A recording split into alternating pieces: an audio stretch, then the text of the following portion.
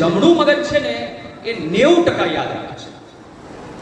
હવે તમને સવાલ થશે કે સાહેબ અમે તો અમારી મેથામાં વાંચીએ છીએ પણ અમને કેવી રીતે ખબર પડે કે કયા મગજમાં જમા થયું? ફોટા તો પાડ્યા, મોબાઈલમાં વિડીયો તો ઉતાર્યો, પણ એસડી કાર્ડમાં જમા થયો કે ફોનમાં જમા થયો અમને કેવી રીતે ખબર પડે? તો અહીંયા એક પદ્ધતિ બતાવી છે કે આપણા બંને જે મગજ હોય છે એક તો સમાન રીતે કામ કરે છે.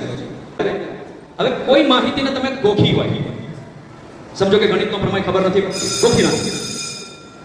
વિજ્ઞાનનો કોઈ પ્રયોગ આઈડિયા નથી આવતો, ગોખી નાખી. સામાજિક વિજ્ઞાનની કોઈ સાલ ખબર નથી પડતી, ભાઈ કયા રાજાએ કોની પર ક્યારે હુમલો કર્યો ખબર નથી પડતી, ગોખી નાખ્યું. ગોખેલી વસ્તુ ડાબા મગજમાં જમા થાય છે.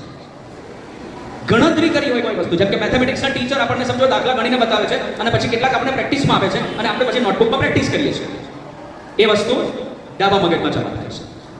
અથવા તો કોઈ વસ્તુ તમે લોજિક લગાડી હોય, તર્ક લગાવેલી વસ્તુ હોય, એ ડાબા મગજમાં જમા થાય છે. સમજો કે હું અત્યારે અહીંથી હું ભૂસકો મારું છું, બરાબર છે, તો હું સીધો હું આમ કૂદકો મારીશ તો હું હવામાં ઉડી જઈશ. હું જેવો કૂદકો મારીશ એવો હવામાં ઉડી જઈશ. વિશ્વાસ બેસે છે? કૂદકો મારીશ તો ક્યાં આવીશ? નીચે. આ તમારો લોજિક છે, આ તમારો તર્ક છે. તો જે પણ વસ્તુ તમે જ્યારે તર્ક લગાવીને યાદ રાખી હોય ને એ બધું તમારા લેફ્ટ બ્રેન, જે ડાબું મગજ છે ને, એમાં જમા થાય છે. એટલે તો તમે જુઓ આપણી સ્કૂલની જે પ્રાર્થના છે એ મ્યુઝિકલ હોય છે ને, સંગીત સાથે હોય છે ને, તો યાદ રહી જાય છે કે નહીં? મોટા થઈએ ત્યાં સુધી યાદ રહી જાય છે કે? સ્કૂલ લાઈફની બધી જ પ્રાર્થનાઓ યાદ રહેશે, પણ સીધી સાદી ચલાયેલી કવિતાઓ ભૂલી જઈએ છીએ. કેમ? એ વસ્તુ જમણા મગજમાં જમા થતી નથી.